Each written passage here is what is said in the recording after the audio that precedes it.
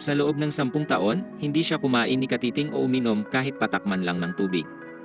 Sa halip, ginugol niya ang kanyang mga araw sa napakahirap na pagsasanay sa mapanganib na mga lugar at pinasan ang lahat ng uri ng sakit dahil sa layuning maging kagaya ng isang Diyos sa mundo ng mga tao. Nag-umpisa ang lahat higit 2,000 taon na ang nakakaraan. May malaking digmaan sa pagitan ng kaharian ng Kosala at Magadha tungkol sa ilog ng Ganges at sa lungsod na Kapilavastu. Ang palasyo sa Kapilavastu ay inatake ng Kosala at ang mga tao na naipit sa digmaan ay dumanas ng paghihirap. Hindi lang sila nawalan ng kanilang mga pamilya, kundi sila rin ay nakaranas ng gutom at kawalan ng kabuhayan. Ang mga tao'y umaasang isang araw ay may espesyal na ipanganak para tumulong sa kanilang makaalis sa sitwasyong iyon, hanggang sa isang araw, sinilang ang anak ng hari ng Kapilavastu. Sa araw na pinanganak si Prinsipe Siddhartha, naramdaman ng lahat ang matinding aura sa paligid. Ang araw ay nagliwanag ng walang katulad at napagtanto ng mga taong ito na ang pinagpala ng mga Diyos. Ang mga mamamayan ay namangha at nagtipon ang lahat ng mga nilalang upang makita ang espesyal na pangyayari. Pinagdiwang ng mga mamamayan ang pagdating ng tagapagmana ng Shakya at binati ng lahat ang hari. Bagaman masaya si Maya sa biyayang ibinubuhos sa kanyang anak, siya ay nanghina at nawalan ng malay. Nagmadali si Haring Prajapati at mga sundalo pabalik sa lungsod nang marinig ang balitang ang reyna ay nasa panganib. Pagdating ni Prajapati kay Maya, ipinakita nito sa kanya ang sanggol na si Siddhartha. Buong pagmamahal niyang hinawakan ang sanggol at sinabi ni Mayang gusto niyang tawagin itong Siddhartha na nangangahulugang taong makakamit ang mga layunin. Lubos na nagustuhan ni Prajapati ang pangalan, ngunit naging delikado ang mga bagay nang makaramdam si Maya ng sakit. Hiniling niyang mahawakan ang sanggol at ibinigay ni Prajapati si Siddhartha sa kanya. Sinabi ni Maya na si Siddhartha ay magiging espesyal at magkakaroon ng matinding pananampalataya. Hinaplos niya ang sanggol sa huling pagkakataon bago pumanaw at ang nagawa na lang ni Prajapati ay yakapin ang anak habang umiiyak si Siddhartha sa pagkawala ng ina. Bumisita ang pari na si Asita kay Haring Prajapati at ikinarangal ng hari ang pagdating nito upang makita sila. Pumunta si Asita at Prajapati sa kwarto ni Siddhartha, ngunit nagulat si Asita nang makita ang sanggol.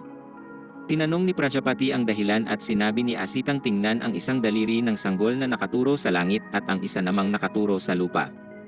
Ito'y nagpapahiwatig na siya ang pinakaiginagalang sa langit at lupa, na nangangahulugang ang batang ito'y magiging hari ng mundo.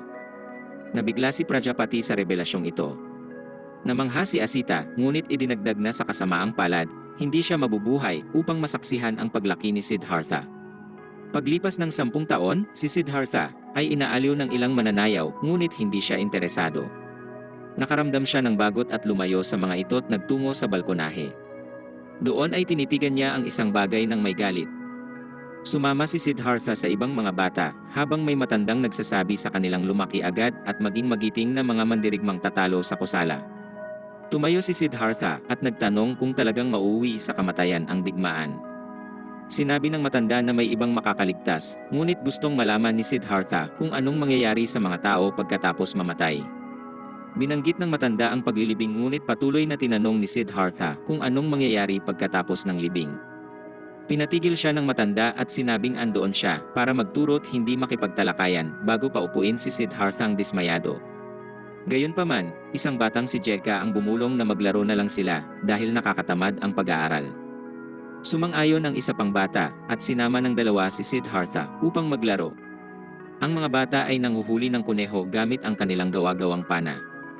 Hindi nagtagumpay si Jeka sa unang tira kaya tumakas ang kuneho, ngunit hinabol nila ito at naipit. Papana na uli si Jeka nang biglang tumalon si Siddhartha upang pigilan siya. Nakatakas ang kuneho sa hindi pagtama ng pana, kaya nagtanong si Jeka kung anong problema ni Siddhartha at itinulak ito palayo bago sila umalis para manghuli ng ibang hayop. Nalungkot si Siddhartha at napaisip tungkol sa paghuhuli ng mga nabubuhay na nilalang. Naglibot siya sa kagubatan at ang mga hayop sa paligid ay hindi natatakot sa kanya't lumabas pa upang tingnan siya.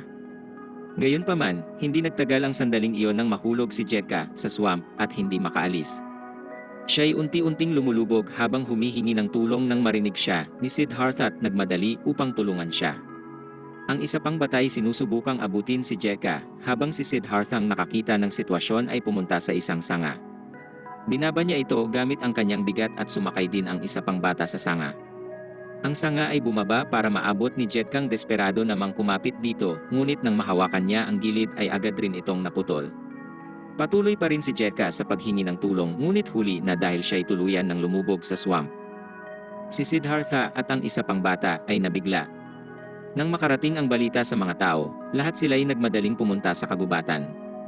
Umiyak ang ina ni Jetka sa pagkawala ng anak at nagtipon ang mga tao upang damayan siya.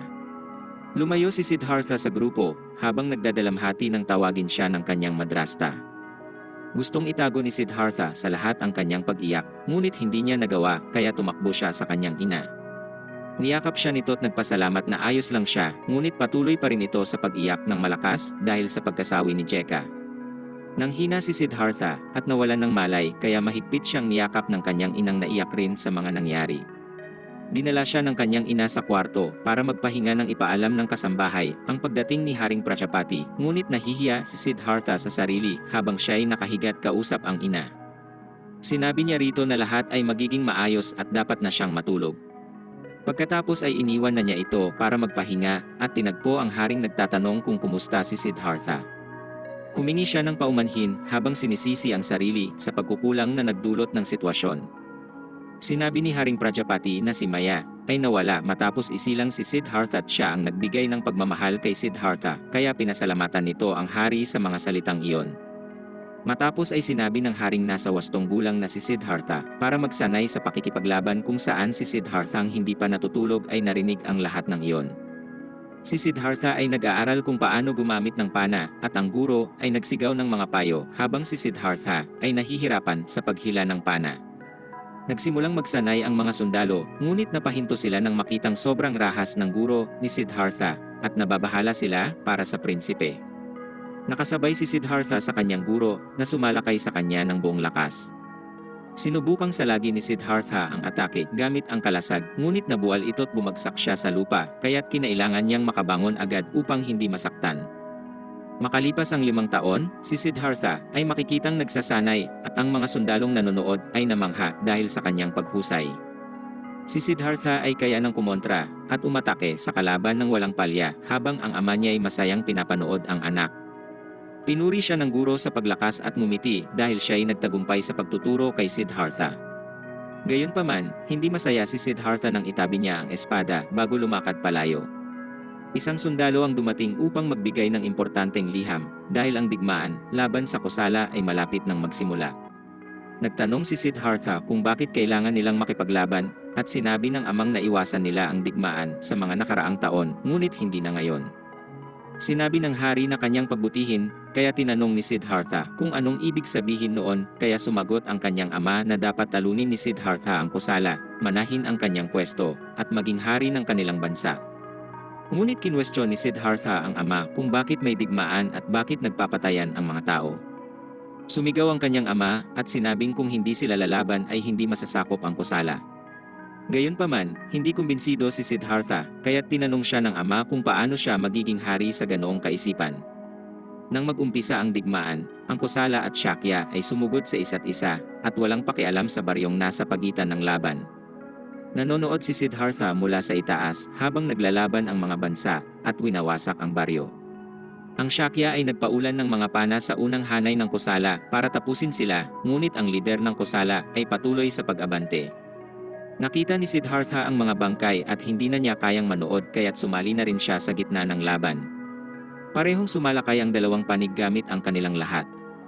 Sumakay ang hari sa kanyang kabayo't pinatumba ang ilan sa mga Kosala, ngunit ang lider nito't kanyang mga sundalo ay lumamang sa laban at tinapos ang mga sundalo ng Shakya. Sumugod si Siddhartha sa gitna ng laban habang sumisigaw sa kanilang tumigil, ngunit ang kanyang mga sigaw ay hindi pinansin.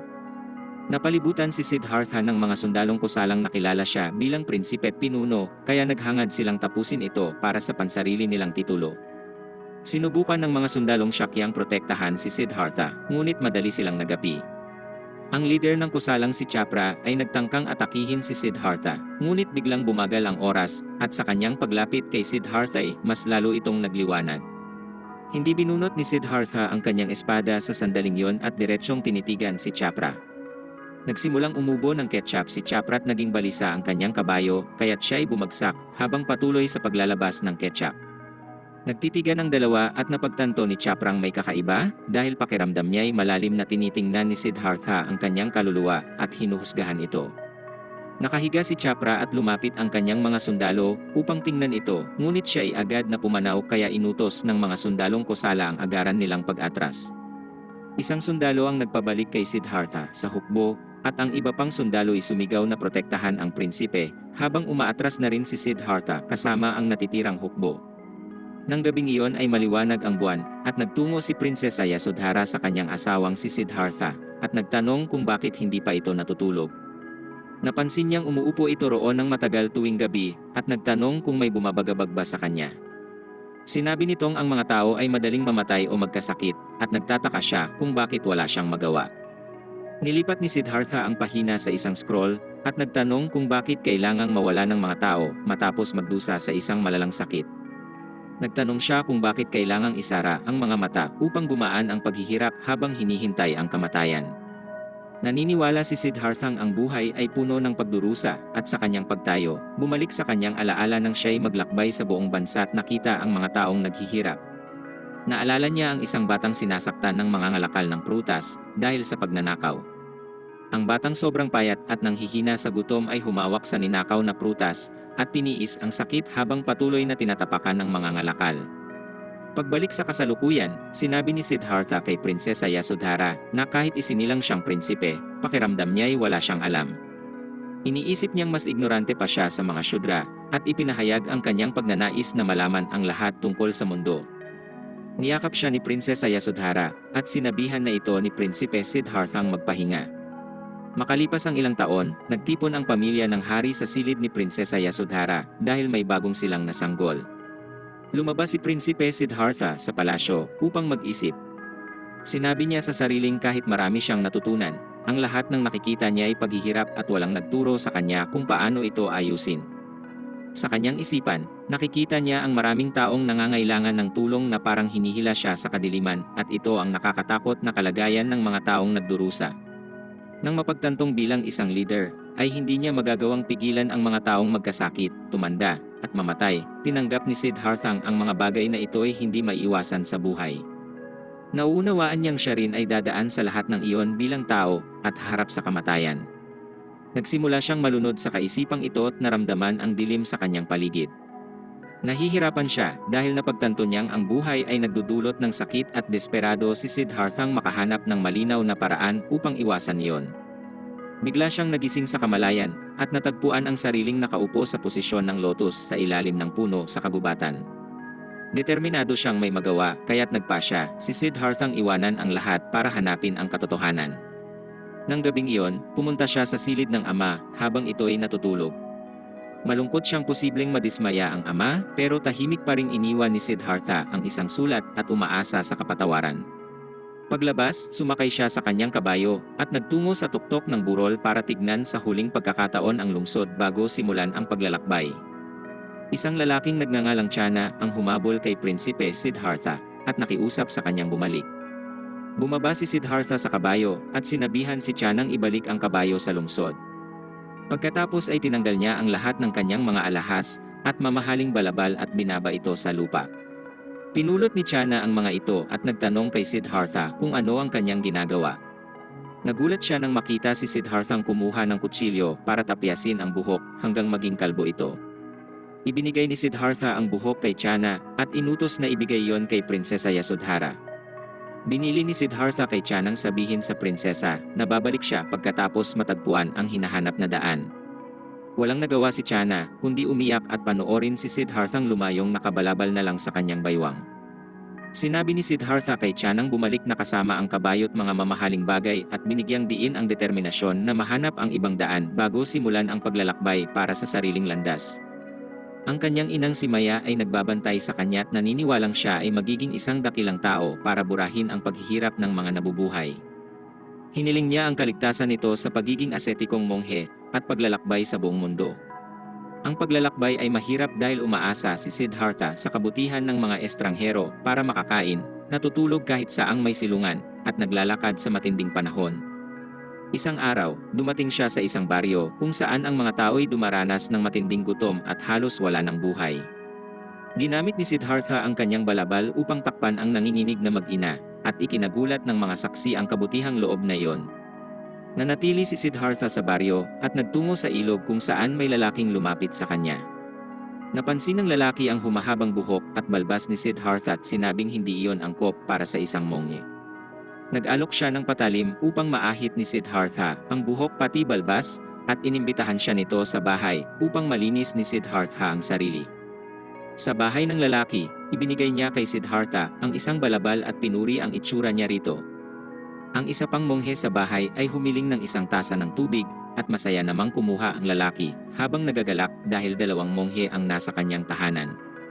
Nagpakilala si Siddhartha sa isa pang mongheng ginulat siya sa pagtatanong kung siya ang prinsipe ng Shakya. Kahit na bigla ay kinumpirma niya ito at nagpakilala naman ang isang mongheng Sidhepa. Ang kanilang usapan ay natigil nang bumalik ang lalaking may dalang tubig at humingi ng pabor bago ipaliwanag na ang anak ay nagnanais ring maging monghe. Nilabas ng asawa ang mga bata at tinuro si Asaji bilang kanilang anak na nagnanais maging monghe.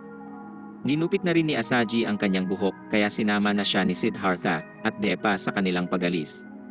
Sa kanilang paglalakbay, tinanong ni Siddhartha ang tungkol sa peklat ni Depa sa kaliwang mata. Sinabi ni Depa na habang siya'y nasa meditasyon sa isang bato, may ilang taong pumunta roon at sinabing walang kabuluhan ang pagiging asetiko. Nakipagtalo siya at ipinaliwanag na ang layunin ng asetisismo ay upang lampasan ang mga limitasyon at magpatuloy sa susunod na buhay. Isang tao ang humamon sa kanya at nagtanong kung bakit hindi niya sunugin ang kanyang mata kung may kabuluhan ang pagdurusa. Pagkatapos magdalawang isip ng sandali, kinuha niya ang sulo at ginulat ang lahat ng sunugin niya ang kaliwa niyang mata. Ipinaliwanag niya kay Siddhartha na sinabihan siyang walang kabuluhan ang pagpapahirap sa sarili kaya sinunog niya ito upang patunayang mali sila. Binahagi ni Depa na ang pinakamahusay na asetisismong kanyang nasaksihan ay isang taong nagiging hayop at namuhay sa kalikasan ng walang pagnanais at distraksyon. Naniniwala siyang ang pagsagad sa limitasyon ng pagpapahirap sa sarili ay hahantong sa dakilang reinkarnasyon. Ayon kay Depa, ang mas matinding pagdurusa sa kasalukuyang buhay ay mauuwi sa mas magandang pangalawang buhay. Makikita naman si Asajing nakangiti sa likod nila at nakikipaglaro sa paru-paro. Iminungkahi ni Depa na dapat silang pumunta sa asetikong gubat kaya pumayag si Siddhartha sa kabila ng pagdududa tungkol dito. Habang naglalakad sa swamp, ang tatlo'y kinailangang baybayin ang tubig. Si Asaji ay nakasunod ngunit nasugatan ang kanyang paa sa isang tinik sa ilalim ng ilog. Napaiyak siya sa sakit at nawalan ng balanse at nagsimulang malunod. Sumisid si Siddhartha at nagmadali papunta kay Asaji at lumangoy pabalik habang tangan ito sa kanyang kamay. Sa puntong iyon, binitbit na ni Siddhartha si Asaji sa kanyang likod sa buong paglalakbay. Tinawid nila ang iba't ibang kalupaan mula sa mainit na disyerto hanggang sa tuktok ng bundok na may katubigan at kagubatan. Nagpahinga sila sa isang ilog at inasikaso ni Siddhartha ang sugat ni Asaji bago magpatuloy sa pagbaba sa bundok. Narating nila ang isang baryo at huminto para sa meditasyon at tumanggap ng pagkaing inalok ng mga taga-baryo. Sa kanilang paglalakbay, nakasalubong nila ang mga lalaking may kabayo. Nakilala ng leader si Depa mula sa nakaraan kaya tinawag niya ito. Agad nakialam si Siddhartha at ipinaliwanag na si Asaji ay may sakit at kailangan ng agarang lunas. Ang lalaking tumulong sa kanila na si Tata ay inalagaan si Asaji. Naghanda siya ng gamot sa palayok at ibinigay ito kay Siddhartha para inumin ni Asaji at ipinaliwanag na yun lang ang gamot na mayroon sila. Pagkatapos ay hiniling ni Siddhartha kay Tata na magpainit ng patalim. Nagtaka si Tata kung bakit kailangan ni Siddhartha ng patalim kaya sinabi nitong para alisin ang masamang bagay sa sugat ni Asaji. Ginawa iyon ni Siddhartha at inalis ang kadiring mga bagay bago gamitin ang mainit na patalim upang isara ang sugat. Sumigaw si Asaji sa sakit ngunit agad siyang nawalan ng malay at sinabi ni Tata na hindi ito humihinga. Sa kanyang lutang na estado, nagtaka si Asaji kung patay na siya nang marinig niya ang isang boses. Ito ang ina ni Siddhartha ngayoy isa ng Diyos na nagsasabi sa kanyang hindi pa siya maaring mamatay dahil itinakda siyang samahan at suportahan si Siddhartha. Sinusubukang buhayin ni Siddhartha si Asaji nang biglang pawisan at umubo si Asaji sa pagbalik ng kanyang malay. Nakahinga ng maluwag si Tata at Siddhartha at sinabing matibay ang bata. Ibinahagi ni Tatang kung noon, gagamitin niya ang kapangyarihan upang sumanib sa ibon at maghanap ng gamot. Si Depa ay nagising at nagtanong kung meron pa itong kapangyarihan, ngunit ipinaliwanag ni Tatang wala na. Sa kasamaang palad, si Asaji ay nasa panganib pa rin dahil hindi bababa ang lagnat nito kung hindi magagamot ang kanyang paa. Sinabi ni Depa na narinig niya mula kay Naradata ang tungkol sa misteryosong batang may pangalang Tata na may natatanging kakayahang sumanib sa mga bagay. Lumalabas na ang batang iyon ay si Tata at kaya niyang makipagpalit ng katawan sa mga hayop. Sa loob ng maraming taon, nanatili siyang bata't hindi tumanda ang katawan. Gayunpaman, sa sandaling nawala ang kanyang kapangyarihan, agad siyang tumanda. Narinig na rin ni Depa ang tungkol sa hindi pagtanda nito, ngunit sinabi ni Tatang hindi na ganoon ang kaso ngayon. Biglang pumasok sa silid ang isang bulag na babae at nagtanong kung bumalik na si Tata. Ipinaalam ni Tata na siya'y nasa bahay na, kasama ang 2 monghe at isang bata. Nang magsalita si Siddhartha, nakilala ni Miguela ang boses nito at nabitawan ang mga kahoy na kanyang bitbit dahil kilala niya ito. Noong prinsipe pa si Siddhartha, siya'y napaibig kay Miguela matapos siyang iligtas nito sa mga bandidong nanggugulo sa kanya. Naging malapit sila at nilibot niya ito sa buong baryo gamit ang bangka. Isang beses, nahulog sila sa ilog at nagsimulang maglaro dito. Nang matuklasan ng ama ang kanilang relasyon, iniutos niya ang pagbitay kay Miguela. Natuklasan ito ni Siddhartha at sumugod sa trono kung saan nakikipagpulong ang kanyang ama. Dahil puno ng galit, handa siyang bunutin ang espada laban sa kanyang sariling ama. Nakiusap ang mga gwardiya at lahat ng naroroon sa batang prinsipe na kumalma. Nang mapansin ang pagiging seryoso sa mata ni Siddhartha, nagmungkahi ang hari ng alternatibo. Sinabi niyang kung magpapakasal si Siddhartha kay Prinsesa Yasodhara, ay kanyang palalayain si Miguela. Nag-aatubiling sumang-ayon si Siddhartha sa desisyon, ngunit pagdating sa hardin, natuklasan niyang sinunog ng isang gwardiya ang mata ni Miguela gamit ang espada bilang parusa. Sa kabila ng sakit, hindi nagtanim ng galit si Miguela kay Siddhartha, at masaya siyang nakilala ito. Hiniling niyang maging mabuting hari si Siddhartha at dinala na ito ng mga gwardiya para itapon sa kung saan kahit pabulag ito. Sobrang nasaktan si Siddhartha sa puntong kinayas niya ang mga daliri hanggang ito'y labasan ng ketchup. Labis ang pagkabigla ni Siddharthang makita si Miguela matapos ang ilang taon. Humingi siya ng tawad dito habang nagsisising hindi siya naging mabuting hari gaya ng hiniling nito. Nasaktan rin si Miguela kaya tumakbo ito palabas at nang marinig ni Tata ang pangalan ni Siddhartha, nagtanong ito kung talagang siya ang prinsipe at binanggit ang paghahanap niya rito. Sinabi ni Tatang ang kanyang baryo'y inatake ng mga sundalong kusal at nagresulta sa pagkamatay ng kanyang pamilya, mga kaibigan, at pagkasira ng kanyang baryo. Ipinahayag ni Tata ang kanyang pagkamuhi sa mga sundalong kusala at ibinunyag na siya ay nakikipaglaban sa mga ito. Gayunpaman, dahil sa kanyang estado sa lipunan, ay may mga limitasyon lang ang maaari niyang magawa. Binigyang diin ni Tata na ang pagtatapos ng digmaan ay maaari lang magawa ng isang hari. Hiniling niya kay Siddhartha na maging isang hari at durugin ang kusala dahil inaasam niyang makapaghiganti sa lahat ng paghihirap na kanilang tiniis. Sa labas, sinusubukang habulin ni Miguela ang kanyang hininga habang naririnig ang kanilang pag-uusap. Nagpatuloy si Tata sa pagpilit kay Siddhartha na maging isang hari, ngunit hiniling sa kanya ni Siddharthang maghintay ng 10 taon. Ipinaliwanag niyang plano niyang dumaan sa Magadha at pumasok sa asetikong kagubatan. Ipinahayag ni Siddhartha ang kanyang hangaring gawin ang asetisismo sa susunod na dekada. Idinagdag niyang kung hindi pa niya natatagpuan ang sagot sa panahong iyon, siya ibabalik sa kanyang bansa.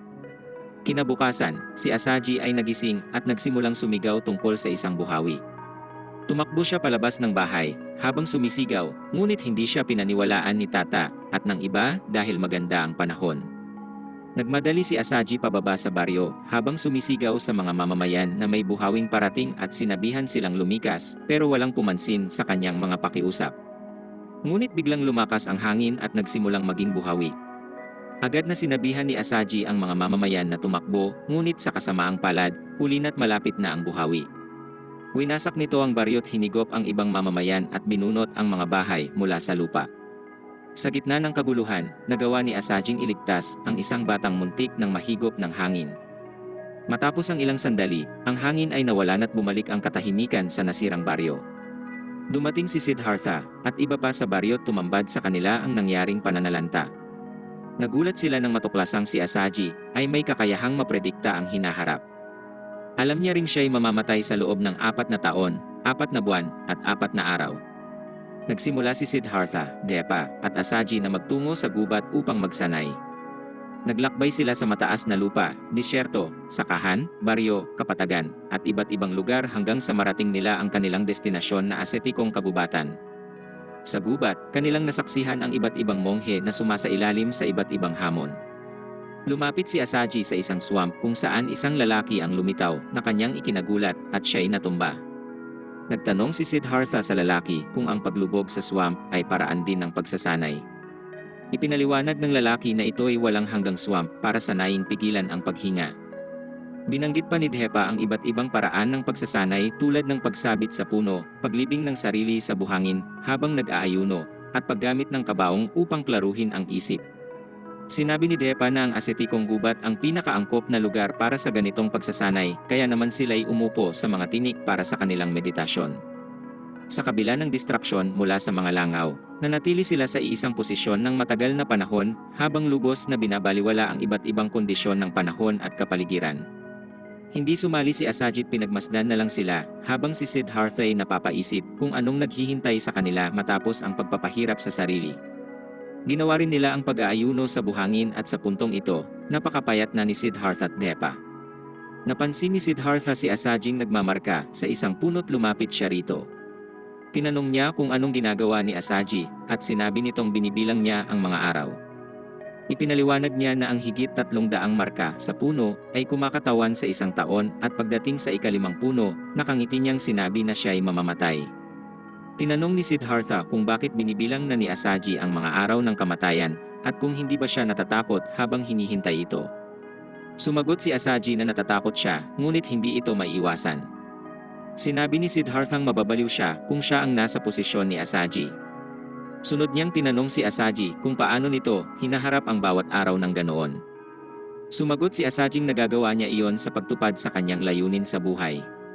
Napakasaya ni Asaji habang sinasabi kay Siddharthang mabubuhay siyang muli na higit pa sa isang tao. Idinagdag nitong kung maisa sa katuparan ni Siddhartha ang kanyang layunin, lahat ay maliligtas. Tinanong ni Siddhartha kung paano ito magagawa, ngunit ngumiti lang si Asaji. Nagpatuloy sila sa pagsasanay kung saan sumailalim si Siddhartha sa pagbitin, pagpasok sa kabaong, at pag-aayuno sa buhangin. Habang nakasabit si Dhepa, patuloy siyang kinukumbinsi nitong ang hirap at sakit ang pinakamabilis na paraan patungo sa kaligtasan. Nagtanong si Siddhartha kung minumungkahi ni Dhepang mamatay siya sa proseso, at sumagot si Dhepang iyon ang pinakamabilis na paglilinis ng sarili dahil ang katawan ay kurap.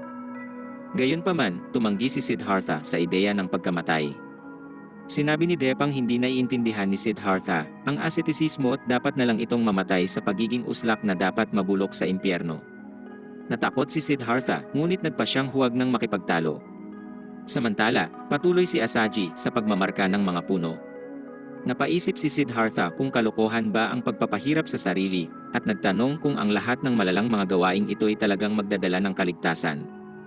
Humarap si Siddhartha sa mahirap na sitwasyon, ngunit dumating si Tata upang tulungan siya. Dinala siya nito sa isang ilog para bigyan ng tubig na nagligtas sa kanya mula sa matinding uhaw. Nagtanong si Siddhartha kung bakit siya niligtas nito, at sinabi ni Tatang hindi niya hahayaang ikamatay ni Siddhartha ang pagsasanay. Nag-alok rin si Tata ng mansanas, ngunit tumanggi si Siddhartha dahil siya ay nag-aayuno. Sinubukan ni Tatang piliting pakainin si Siddhartha, ngunit biglang dumating ang mga monghe. Ang pinunong si Dhepa ang unang lumapit at nagtanong kay Tata kung siya ang kumuha kay Siddhartha mula sa pagsasanay. Sumigaw si Dhepa at sinabing huwag guluhin ang pagsasanay ni Siddhartha, at tinawag pang demonyo si Tata sa panggagambala. Tinanong ni Tata kung ayos lang kay Dhepang mamatay si Siddhartha. Lumingon siya kay Siddhartha upang ibigay ang mansanas, ngunit tumanggi si Siddhartha. Sinabi ni Dhepang ang pagkamatay habang nasa mahirap na pagsasanay ay magdadala ng walang hanggang karangalan, kaya hindi dapat makialam si Tata. Sinigawan ni Dhepa si Tatang umalis at nagsimula rin ang iba pang mga mongheng palayasin si Tata. Biglang napansin ni Tata ang usok at tumakbo patungo sa kubo kung nasaan si Miguela dahil nasusunog ito. Narinig ni Siddhartha ang pangalan ni Miguela at nagkaroon ng kamalayan. Nagmadali si Tata at nakita ang ilang mongheng sinusunog ang kubo. Tinulak niya ang mga ito at sumugod sa naglalagablab na kubo habang sumisigaw para kay Miguela. Nakita niya ito sa isang sulok at agad niyang dinala palabas bago pa tuluyang bumagsak ang kubo. Dinala niya si Miguela sa isang kuweba upang magtago, at nang lumapit si Siddhartha, Nagbabala si Tatang hihiwain niya ang sinumang lalapit. Nagpakilala si Siddhartha, kaya kumalma si Tata. Tinanong ni Siddhartha ang kalagayan ni Miguela, at sinabi ni Tatang ito'y may sakit. Gusto siyang makita ni Siddhartha, ngunit ipinaliwanag ni Tatang malubha ang kalagayan nito't sila ang pumunta upang iligtas si Siddhartha, hindi ang kabaliktaran. Nagpasya si Siddharthang pumasok sa kuweba, ngunit sinigawan siya ni Miguela na huwag lumapit. Siya ay nagdurusa at umiiyak habang ang kanyang katawan ay nababalot ng mga pigsa. Lubos na naapektuhan si Siddhartha sa kanyang kalagayan at lumuhod sa tabi niya at napaisip kung bakit ito nangyayari. Sa sumunod na pagsasanay kung saan kailangan nilang maglambitin sa ibabaw ng bangin, tinanong ni Dhepa kung iniisip niya si Miguela. Inutos niya kay Siddharthang mag-focus sa pagsasanay, ngunit sinabi nitong hindi niya magawang baliwalain ang mga taong nagdurusa. Pinanindigan ni Dhepang mali para sa mga nasa asetikong gubat ang hindi gawin ang asetisismo. Sumagot si Siddhartha at sinabing hindi nila nauunawaan dahil walang sinuman sa gubat ang nagdurusa gaya ni Miguela. Inalagaan ni Tata si Miguela at dinadalhan ito ng pagkain ngunit ayaw niyang kumain. Sinabi niya ritong magpunta na kahit saan ito gusto dahil wala ng pag-asa para sa kanya. Sinabi ni Tatang huwag niyang sabihin yon, ngunit pinanindigan ni Miguelang ang kanyang kamatayan ang magpapalaya kay Tata. Tinabi niya ang pagkain at niyakap ito at nangakong ililigtas siya habang pinagmamasdan sila ni Siddhartha mula sa labas ng kuweba. Binuksan ni Asaji ang kabaong kung saan nandoon si Siddhartha at tinanong nito kung wala ng pag-asang iligtas si Miguela. Siniguro ni Asajing ililigtas niya ito, ngunit nagtaka si Siddhartha kung paano niya iyon gagawin kaya sinabi ni Asaji na gagawin niya ang parehong bagay na ginawa kay Siddhartha. Nagsimula si Siddharthang sipsipin ang dumi sa katawan ni Miguela at sinubukan ni Tatang pigilin ito ngunit pinanindigan nitong iyon lang ang paraan upang iligtas siya. Sinabi ni Tatang siya na lang ang gagawa dahil nag-aalala siyang baka mahawa si Siddhartha. Sinabi ni Siddharthang kung siya'y mapagod, maaari silang magpalitan at dapat silang magtulungan. Nahihiya si Miguela, umiiyak, at tinatawag ang sariling marumi, ngunit pinatahimik siya ni Siddhartha at sinabing hindi siya marumi at sisiguruhing aalisin niya ang lahat ng dumi. Kinabukasan, tinigil ni Siddhartha ang meditasyon upang tingnan si Miguela. Nagalit si Dhepa sa kanyang pagalis at napatanong kung gaano pa ba katagal susubukan ni Siddharthang iligtas ito. Pagdating ni Siddhartha, nakita niyang malapit nang gumaling si Miguela mula sa sakit. Nakaluhod si Miguela at Tatang nagpapasalamat at nagtatanong kung paano siya masusuklian. Pumunta si Dhepa at ilang mga monghe sa kuweba para akusahan siyang nagpapabaya sa pagsasanay bilang monghe. Sinabi ni Dhepa kay Siddharthang umalis at sinuportahan siya ng iba pang mga monghe. Nakialam si Tata at sinabi kay Siddharthang aalis sila ni Miguela para makapagpatuloy siya sa kanyang pagsasanay. Hiniling niya kay Siddharthang kalimutan na ang pangako tungkol sa pagbalik sa bansa para maging hari dahil kinalimutan na niya ang galit ng gamutin nila si Miguela at ngayoy naunawaan na niya kung gaano kahalaga ang mga aksyon ni Siddhartha. Idinagdag ni Miguela na sinumpa niya ang sarili, nagalit sa pagkakahulog kay Siddhartha at nasaktan ang damdamin bago maging bulag. Pero ngayong sila'y nagkita muli, nagpapasalamat siya kay Siddhartha hindi lang sa pagligtas ng kanyang buhay kundi pati ng kanyang pagkatao. Bago umalis si Tata, sinabi niya kay Siddharthang kapag siya'y naging dakila ng monghe, siya ang dapat nitong gawing unang disipulo.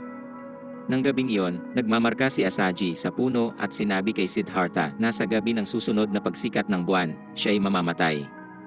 Nagtanong si Siddhartha kung paano siya mamamatay gayong malusog pa siya, kaya't sinabi ni Asajing kakainin siya ng mga nagugutom na mga hayop.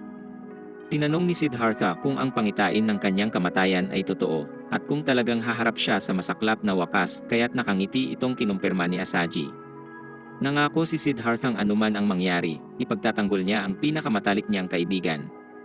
Nahulog si Asaji mula sa bangin habang sinusubukang abutin ang ilang itlog sa isang pugad. Nasa meditasyon si Siddhartha nang marinig ang mga sigaw ni Asajit agad na nagmadali upang tulungan ito. Narating ni Siddhartha ang paanan ng bundok at nakitang ligtas si Asaji. Habang nangingisda, nahulog naman si Asaji sa ilog kaya't muling naantala ang kanyang meditasyon para tulungan ito. Swerteng natagpuan niya si Asajing ligtas, nang umingiti at kumakaway sa kanya. Sa gabi ng pagsikat ng buwan, huminto si Siddhartha sa meditasyon at nagpasyang hindi hahayaang mamatay si Asaji na kanya ng pinlano dahil tinali na niya ito sa puno. Biglang umakyat ang isang kuneho sa puno kung nasaan si Asaji at nagsimulang ngat-ngatin ang tali. Napigtas ang tali at nagising si Siddhartha mula sa kanyang pagtulog. Wala na si Asaji kaya agad umalis si Siddhartha upang hanapin ito. Samantala, sinusundan ni Asaji ang kuneho patungo sa gubat. Pumunta siya sa halamanan at aksidenteng nahulog sa isang butas na puno ng mga lobo. Nakita ni Asaji ang mga batang lobong umiiyak dahil sa gutom. Lumapit si Asaji at pinakalma ang mga lobo habang sinasabing makakakain rin sila. Humiga siya sa lupa nang biglang lumapit ang dalawang malaking lobo. Narating ni Siddhartha ang butas at napaiyak nang makitang pinupunit na ng mga lobo ang katawan ni Asaji. Sumigaw si Siddhartha at tumakbo palayo sa nakakatakot na tanawin. Tumakbo siya hanggang sa madapa at mangudngod ang mukha sa lupa habang nagdadalamhati para kay Asaji. Di naglaon, inilagay ni Siddhartha ang sarili sa labis na pagpapahirap at asetikong gawain. Pumasok siya sa peligrosong halamanan habang ang mga tinik ay tumatagos sa kanyang balat. Naglakad siya sa nagbabagang apoy at sinunog ang buong katawan. Tinali niya rin ang sarili sa puno't hinayaan ang mga gutom na ibong tukain ang kanyang katawan. Tinaboy ng ibang monghe ang mga ibon at nakiusap sa kanyang huminto dahil nauunawaan na nila ang kanyang pagpapahirap sa sarili. Sinabi nilang siya'y mahusay na monghe, ngunit sinasabi nitong hindi pa sapat ang kanyang pinagdadaanan. Nababahala sila dahil simula nang mawala si Asaji, ginawa na ni Siddhartha ang pagsasanay na ito sa puntong sa nakaraang 10 araw ay hindi pa rin siya umiinom ng tubig. Dumaan siya kay Dhepang umaming nakamit na ni Siddhartha ang pinakadakilang estado ng ascetisismo. Umupo siya sa ibabaw ng mga tinik para sa meditasyon habang walang tigil ang pag-ulan at pagkidlat. Inuulit niya sa sariling siya'y isang batong sa unos ay magiging tubig, ngunit napakalakas talaga ng hangin. Binuwal siya nito sa kinaupuan at siya'y bumagsak sa agos ng tubig sa ibaba. Ang kanyang katawan ay inagos ng ilog at iniisip niyang naging parte na siya ng kalikasan. Nakaligtas siya habang nasa mababaw na bahagi ng ilog, ngunit hindi siya makagalaw. Nagpahinga siya doon ng nakadilat at sa pagpikit ay inisip kung iyon na ang kamatayan matapos ang pagpapahirap sa sariling binanggit ni Dhepa. Habang nakapikit, nakarating siya sa trance state at narinig ang boses ng kanyang inang tumatawag sa kanya at nagsasabing huwag siyang mamatay. Lumitaw ito sa harapan niya at sinabing si Asaji ay ipinanganak para kainin ng mga lobo upang ipabatid sa kanyang ang lahat ng nabubuhay ay konektado. Tinanong ni Siddhartha kung namatay si Asaji para ituro sa kanya ang batas ng kalikasan na kinumpirma ng ina kaya naluha siya sa trahedya ng kapalaran ni Asaji. Bago ito maglaho, hinimok siya nitong manatiling buhay, ngunit hindi alam ni Siddhartha na ito ay kanyang ina dahil tinanong niya kung sino ito bago mawala. Nagising siya sa amoy ng mainit na lugaw at inubos ito sa isang iglap ng hindi inaalala kung gaano iyon kainit habang ang mga luha ay dumadaloy sa kanyang mga mata't ang imahe ng ngiti ni Asaji ay kanyang nakikita. Pagbalik sa realidad, nakita niya ang babaeng nagpapasalamat na siya'y nasa mabuting kalagayan. Tinanong nito kung gusto niya ng ikalawang mangkok ng lugaw. Tumingin siya sa paligid kung may mga monghe, ngunit ngumiti at umiyak muli habang sinasabi na ang lugaw ang nagligtas sa kanyang buhay bago magpasalamat. Sa kanyang pag-alis, may mga hayop na sumunod sa kanya. Nilinis niya ang sarili at nang makaramdam ng kalinawan, inanyayahan niya ang mga hayop na lumapit dahil mayroon siyang kwento para sa kanila habang tinatali ang kanyang buhok. Sinundan siya ng mga hayop at sinimulan niya ang kwento. Ipinaliwanag niya sa mga hayop na ang mabuhay ay pagsuporta sa isa pang buhay, ang kumain para mabuhay ay batas ng kalikasan. Binanggit niya na kung ang mga lobong kumain kay Asaji ay nabusog, may kabuluhan ang kanyang kamatayan. Sinabi niyang tanging mga tao lang ang patuloy na lumalaban at kumikitil ng walang saysay, kaya nabubuo ang malaking pagdurusa. Paalis na siya nang makita si Dhepang nakatayo sa ilalim ng puno. Tinanong siya nito kung siya ay tatakas, ngunit sinabi niyang hindi na siya pupunta sa asetikong kagubatan. Sinabi ni Dhepang magpapatuloy siya sa pagpapahirap sa sarili hanggang mamatay at lalampasan si Siddhartha para ipakita ang kahalagahan ng asetisismo. Sumagot si Siddharthang walang kabuluhan ang mga radikal na gawain bago banggitin ang isang salawikain. Sinabi niya kay Dhepang hindi niya tatahakin ang matinding asetisismo o kaligayahan, sa halip, mamumuhay siya ng katamtaman at lalakarin ang mapayapang daan. Sumagot si Dhepang nakikita niyang natagpuan na ni Siddhartha ang sariling landas, ngunit magpapatuloy siyang tahakin ang landas na pinaniniwalaan niya. Si Siddhartha ay naglakad palayo sa kagubatan at nasalubong ang grupo ng sundalong pinalibutan siya ng mga sibat. Ang general na si Prinsipe Virudhaka ay tinawag siyang Prinsipe Siddhartha ng Shakya, ngunit sinasabi niyang hindi na siya isang prinsipe. Bumaba ang prinsipe mula sa kabayo, tinutok ang espada kay Siddhartha, at sinabing pinahirapan siya ng pamilya nito kaya sisiguruhin niya ang katapusan nito. Tinanong niya si Siddhartha kung ito'y nalulungkot at kinamumuhian siya nito bago sabihing kunin ang espada sa kanyang kamay para harapin siya. Kalmadong sinabi ni Siddhartha na siya marahil ay naghihirap na kaluluwa at kung siya'y tatapusin nito ay gawin na lang niya. Sinabi niya ritong hindi niya ito kinamumuhian, kundi ay kinaawaan, kaya't nalito si Prinsipe Virudhaka. Tinanong niya si Siddhartha kung anong sinasabi nito at kahit nagbanta siyang tatapusin ang kanyang mga tao at pamilya, hindi na apektuhan si Siddhartha.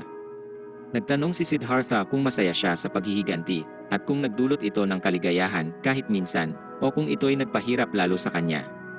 Ikinagalit niya ito at nang hihiwain na niya si Siddhartha, biglang may kidlat na tumama sa espada, kaya nabuwal ito mula sa kanyang kamay. Pinulot ni Siddhartha ang espada at lumapit kay Prinsipe Virudhaka. Inutos niya sa mga tauhang patayin si Siddhartha, kaya't pinalibutan nila ito, ngunit umatras sila, dahil sa kakaibang puwersang nagpahinto sa kanila. Binalik ni Siddhartha ang espada sa kanya at sinabing patuloy siyang magsisisi hanggang sa kamatayan at magdurusa habang buhay, at iyon ay mas mahirap pa sa torture, mga sugat, o karamdaman. Kinaawaan niya ito dahil doon at ibinalik ang espada sa batang general, na nagsabi naman sa mga tauhang sila'y aatras.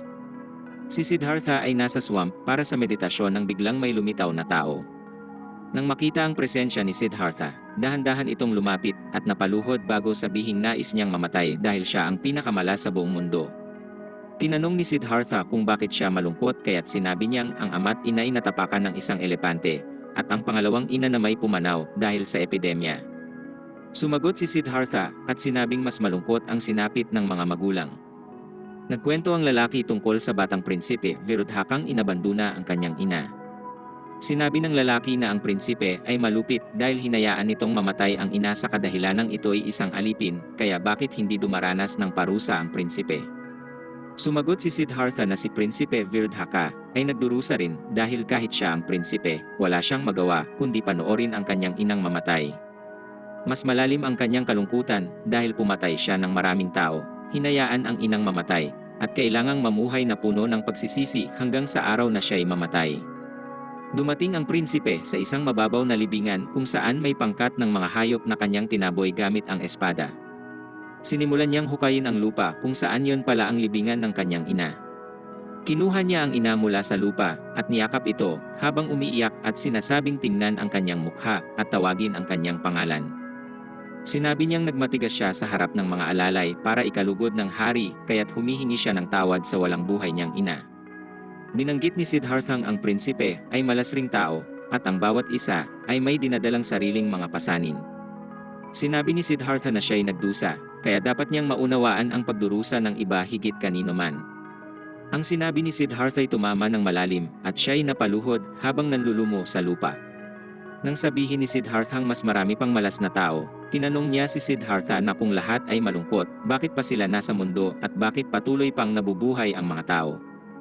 Inilagay ni Siddhartha ang kanyang kamay sa balikat nito at ang kanyang katawan ay nagsimulang magliwanag na unti-unting kumalat sa paligid. Sinabi ni Siddharthang ang kanyang ina ay namatay ilang araw matapos siyang ipanganak at ngayon ito ay gumagabay sa kanya. Sinabi nitong dahil ipinanganak siya ng kanyang ina, ngayon ay nagkakilala silang dalawa. At parang sa kalikasan na laging may layunin, ang bawat tao ay mayroon ding layunin dahil lahat ay konektado sa mga bagay sa kalikasan para bumuo ng ugnayan rito. Ang liwanag ay kumalat sa buong kagubatan at lalo pang lumawak. Sinabi ni Siddhartha sa lalaking may papel siyang ginagampanan sa pagiging buhay lang at may mga taong naligtas nang makilala siya tulad ng mga magulang niyang masaya sa kanyang kapanganakan, at ang realisasyon na ito ang nagpagaan sa lalaki. Idinagdag ni Siddhartha na kahit ang ina ni Prinsipe Virudhaka ay marahil nagalak sa pagtrato niya rito ng mabuti. Sinabi niya rin na ang prinsipe ay marahil nakahanap din ng ginhawa sa kanyang kabaitan sa ina nito, na nagparamdam sa kanyang hindi ito nag-iisa. Tinanong niya si Siddhartha kung dapat siyang mabuhay, at kung may papel pa siya sa buhay kahit na pumatay at nanakit siya ng maraming tao kung saan sinabi ni Siddharthang oo. Hiningi niya ang pangalan ni Siddhartha na ibinigay naman nito. Sinabi nitong siya'y mabuting tao at nais niyang maging disipulo nito. Sumagot itong hindi pa maaari sa ngayon dahil siya ay nasa gitna pa rin ng pagsasanay at pagdadalamhati. Sinabi ng lalaki kay Siddhartha na kapag natapos na ang kanyang pagsasanay at naging dakila, siya ay darating agad. Sumagot si Siddharthang hindi niya alam kung gaano yon katagal kaya't sinabi ng lalaki na maghihintay siya sa isang lugar na malayo kahit ilang taon pa ang abutin. Pinasalamatan niya si Siddhartha sa pagtuturo nito ng kahulugan ng buhay bago bumalik sa tubig. Tumigil ang pagliwanag ni Siddhartha at napaisip kung anong tinuro niya sa lalaki, kailan niya sinabi ang mga bagay, at bakit niya nasabi ang mga bagay na iyon. Sa pagsikat ng araw sa kalangitan, nakarinig siya ng boses na nagsasabing siya ay naliwanagan at ngayoy tatawagin na siyang Buddha, ang Awakened One. Sinabi ng tinig na hanggat may buhay, dapat niyang ipamahagi ang kanyang mga aral sa lahat ng tao sa mundo at ituro sa mga ito kung paano dapat mamuhay. Napagtanto niyang napasaya niya lahat ng mga taong kanyang nakasalamuha. Pumasok siya sa trance state habang sinasabi ng kanyang inang nakamtan niya ang mundong binuksan ng kanyang puso. Ipinaliwanag niyang ang mga tao ay ipinanganak sa bulaklak ng lotus, at kapag ito ay bumukadkad, nagdadala ito ng walang hanggang potensyal. Tinawag siya ng ina sa bago niyang pangalang Buddha, ang Awakened One, at sinabi sa kanyang pagyabungin ang bulaklak sa puso ng mga tao.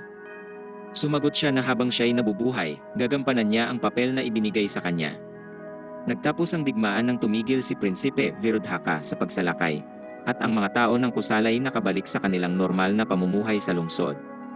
Nahanap ni Tata at Miguela ang kaligayahan, at gayon din si Asaji na naglalaro kasama ang mga paru-paro sa kabilang buhay. Si Depa at mga monghe ay patuloy na tinahak ang kanilang landas, samantalang si Siddhartha, ang Awakened Buddha, ay nagpatuloy sa kanyang paglalakbay.